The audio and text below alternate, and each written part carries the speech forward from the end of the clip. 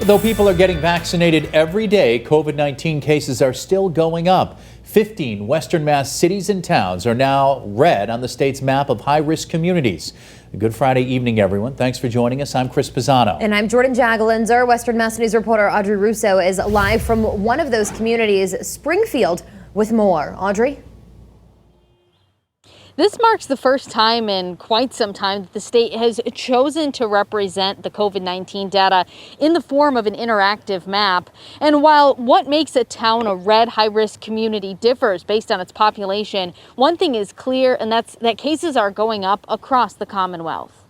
I wear my mask even though I've been vaccinated, and I socially distance when I go shopping. Joanne Pirog lives in West Springfield, a high-risk community for COVID-19.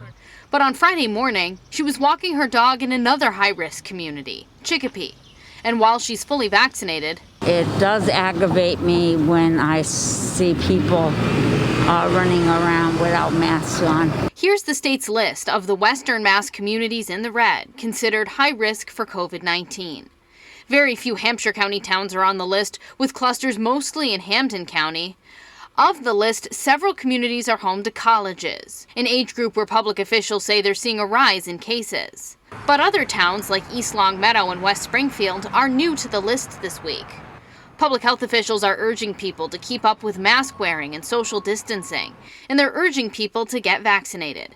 In Chicopee, officials announced 2 new COVID-19 vaccination locations at Walmart and Stop & Shop on Memorial Drive. State Representative Joseph Wagner says in part, quote, "I am pleased by the partnerships our state government has coordinated with the private sector to expand access to the Western Massachusetts region." Across the Commonwealth, 77 communities are in the red this week. That's considerably higher than last week, which was 55 communities. But still, we are doing better than where we were in mid-January, when there were 229 Massachusetts towns and cities that were considered high risk for COVID-19. Live in Springfield, Audrey Russo for Western Mass News.